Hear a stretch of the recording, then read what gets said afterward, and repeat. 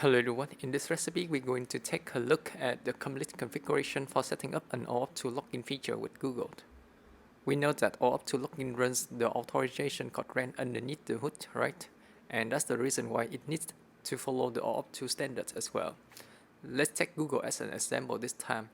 Since Google support ID Connect, so the flow now is a little different.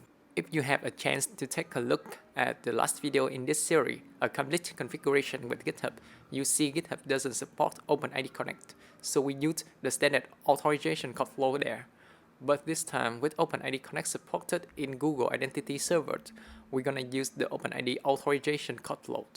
So the difference here in this flow for OAuth2 Login feature is, with Google, we no longer need the user info URI to get user information anymore. First, the resource server is redundant as well. Instead, in OpenID authorization code flow, when we receive the access token, we also receive another token called ID token, which contains the user information of the user. So the flow is like this. First of all, when a resource owner comes to a client, in this case, resource owner is our user and client is our Spring Boot application. Then our Spring Boot app wants to know who the user is, so it triggers the OAuth2 Login features that run the OpenID authorization code flow. First, redirect user to Google Identity. In OAuth2 terms, it's an authorization server by an URI called Authorization URI. Here, user needs to validate himself or herself against Google and accept scopes in a consent page.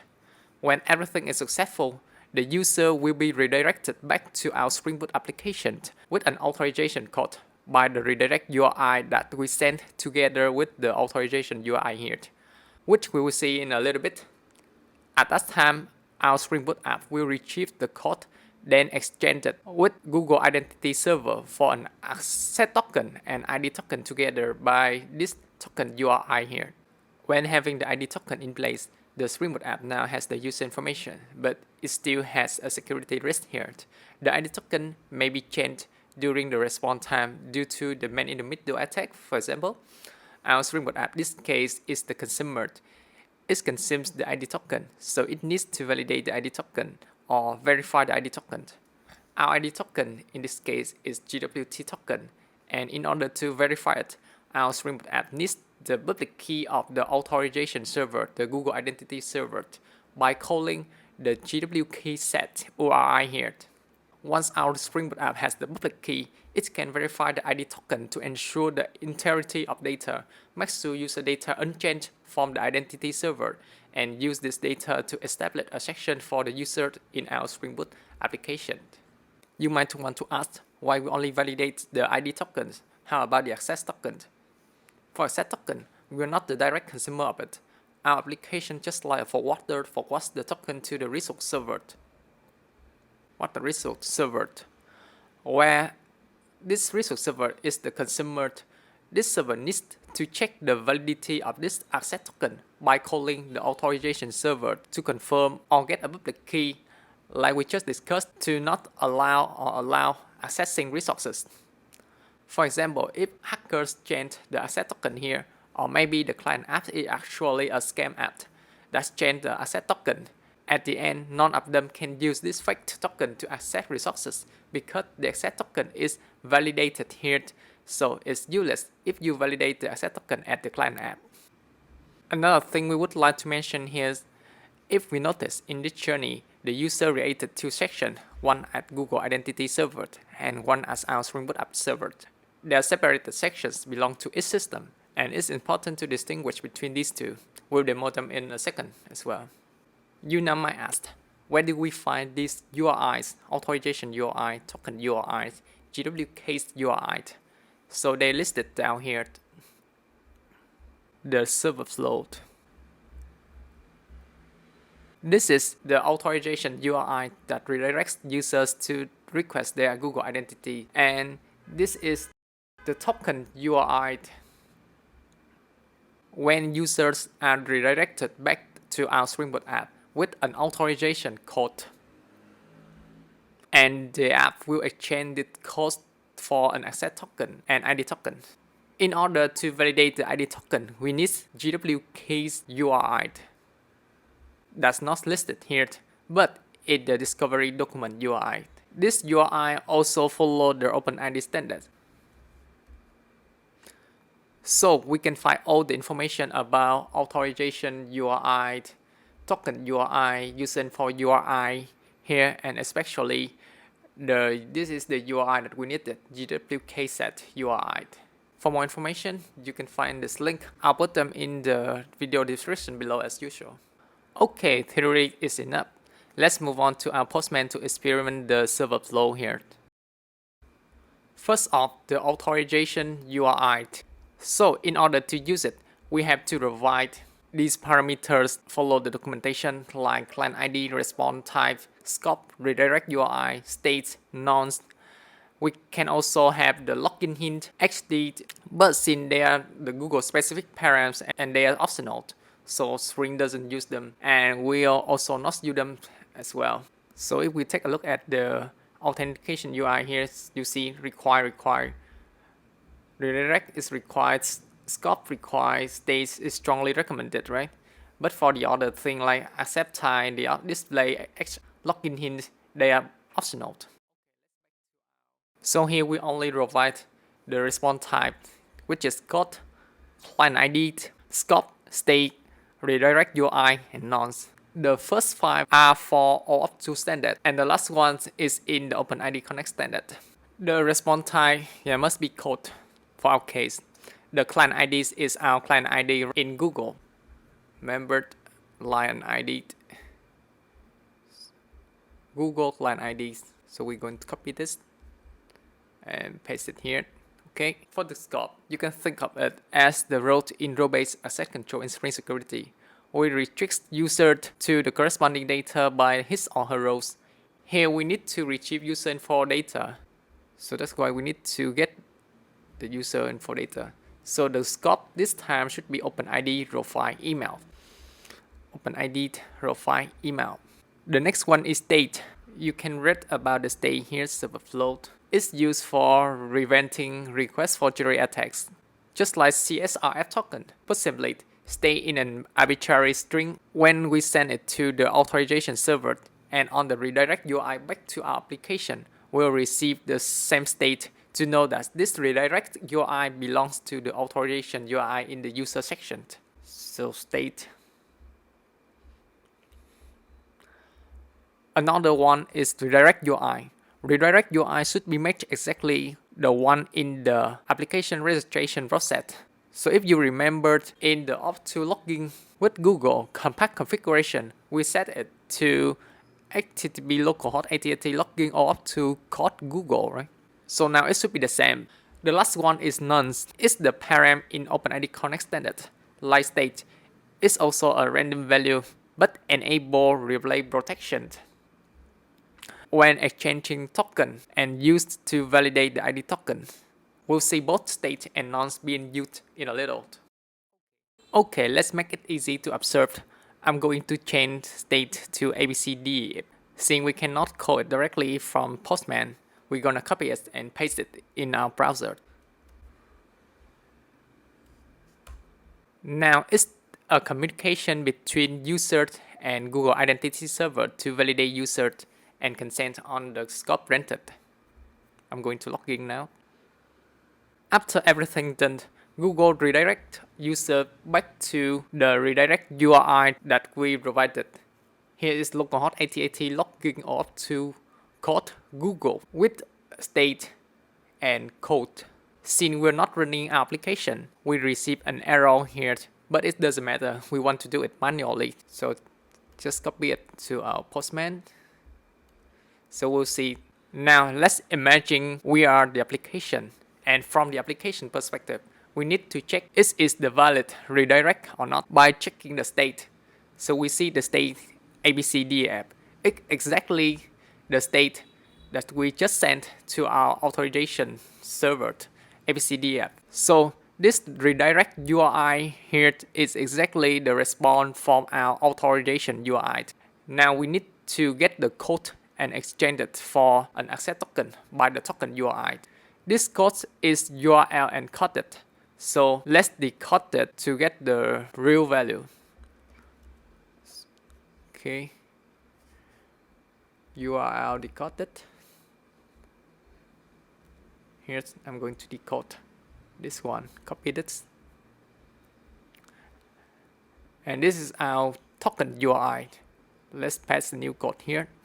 So here is our token URI. As same as the authorization URI, we need to provide some parameters like rent type, code, redirect URI, the client ID, and client secret in the basic authentication. Okay, let's back to the documentation.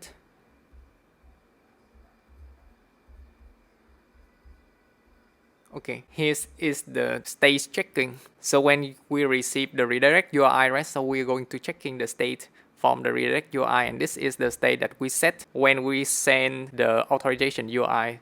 So if they're not equal, then we're going to send a invalid state parameters. So that is the step that we just did manually by checking the state, right? A, B, C, D, E, F. Here is all the params for token URI.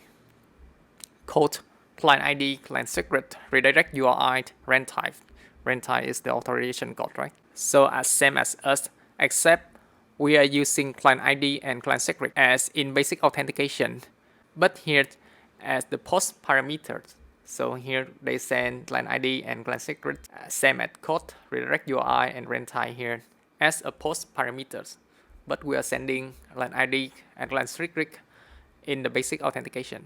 Okay. So because OAuth2 standard supports both of the way, so Google also follow the standard.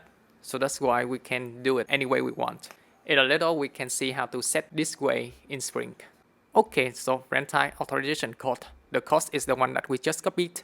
The redirect URI should be matched exactly with the one in the authorization URI here. And yeah, client ID, client secrets here. Okay. And now just click send. Okay, now we have the access token and the ID token, which is pretty good. Access token is useless for our case. ID token is our purpose. User info is here. And it's a JWT token.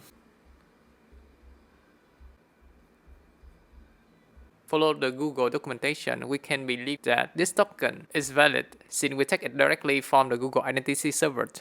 And here is the user information that we can directly get from the ID token. So for our case, let's copy our ID token and paste it into the JWT.io.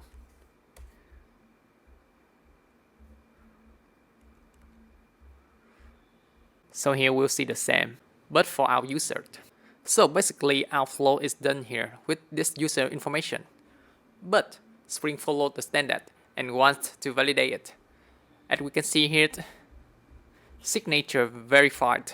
It's because the Google Identity Server is a well-known authorization server, so its key is understandable and embedded automatically in the JWT.io. So let's try to remove the key here and act like we don't know the key yet. So we'll see invalid signature. So now, how do we validate it? We have to find the Google public key for it by calling the JWK set URL. Okay, let's call it and find the key. Okay, let's take at our header of the token. We'll see the key ID here is like D974, right? And then we have to find the key, match the key ID. Okay, this one. This key ID is 36. This is the D974. So this is the key that we're looking for. And then copy it and paste it here. And we'll see signature verified again. So now we can safely use the ID token to get the information without any worry. Another thing to notice here is Spring also validates the nonce claim in the ID token. So in this ID token, we have the nonce claim here, nonce claim. Like, it's exactly the one that we sent in the authorization URI here. Right? Same one. So finally, with this user information, our Spring Boot app can finalize the user login process. Here, create a user section for a user and bind the section ID to user cookie. So the second time user access, it won't trigger the flow anymore. Okay, now we know all the necessary information needed for setting OAuth2 Login with Google. It's not simply by providing only client ID and client secret as our compact configuration here. It's time to try the hard way. So in order to use an authorization server, we need to know where is it, right? Spring Boot use provider to provide this information. So let's call our provider is my Google. Here are all available configuration properties for a provider. But we don't need to provide both of them because we know the flow. We know which properties needed. Basically, we'll only need the authorization URI, the token URI. And this time we don't need the user info URI, right? We need the JWK set URI. Okay. This is our authorization URI. This is our token URI. And this is the JWK set URI. So this is where our Google Identity Server is. Another important thing is the username attribute. This is the attribute from the user info from the ID token that we want to be our username. So let's back to our controller. So here we're going to see our user.get name. So this name is username attribute that we pick here. Usually we should choose some fields that unique, like a sub, email, or ID. For example, here we choose a sub, right? So in our token, so sub in our ID token is 104556, right? So by choosing sub as the username attribute, so then here when we have the username, get the name here, it's going to say hello 10.04556, right? Something like that. This is the value of the subclaim. Okay, now we need to create a registration that use this provider. Let's call it a complete Google. So the provider should be my Google. Google. Client ID, client secret, of course. Client IDs is used in both authorization, right? Authorization URI and the token URI here as a basic authentication. And the client secret is needed in the token as well, in the token URI. This one. So that's why we need the user ID in user and ID in client secret. So which here ID client secret scope, right? Scope in the authorization URI. Then we have OpenId, profile, email. Which one do we need? Redirect URI. So the redirect URI we use in both author token, the token one and the authorization URI one. This one, redirect URI. Client authentication method. We know that Google supports both sending client ID and client secret as the basic authentication are a post parameters. So here is the attribute to configure it. Let's take a look at the client authentication method. So here is the client secret basic, which means that we're going to send the client ID and client secret as the basic authentication. And here is sending the client ID and client secret as a post parameter. So I'll choose basic at the same as we did in the Postman. But feel free to choose the client secret post. So both of them work perfectly okay. Okay, authorization runtime. We are using the OpenID authorization code flow, right? But basically it's the authorization code flow with the OpenID in the scope. Authorization runtime. We have the authorization code flow. Here. And last one, client name. Let's call it complete Google client registration. Okay, that's pretty much just. Let's run it. Okay, now try to access our Spring Boot app. We see complete Google client registration, right?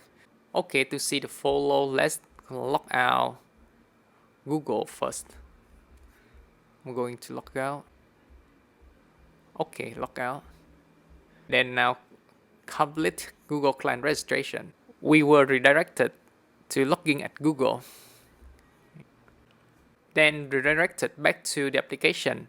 The application will exchange the code for ID and access token and verify the token, then continue with our original request with the corresponding response, which is hello, and this is the subclaim in our ID token as the username.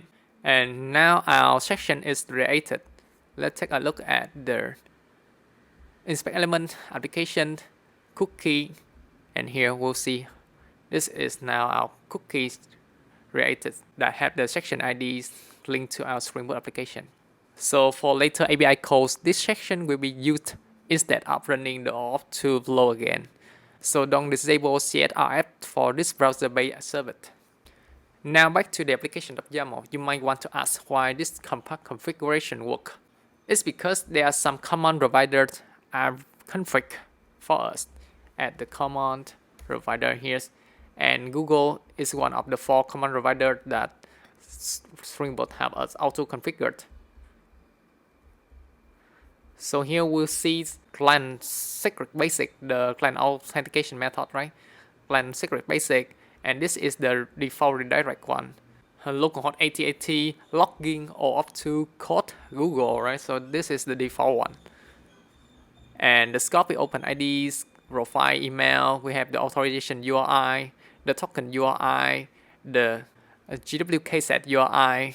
There are a lot of things reconfigured for it. So that's why our compact configuration work with only providing client ID and client secret. Okay, this pretty much just the video is already quite long here. Then I hope you got something new here. Thank you so much for taking your time watching this recipe and this series. And as always, see you next time. Happy coding!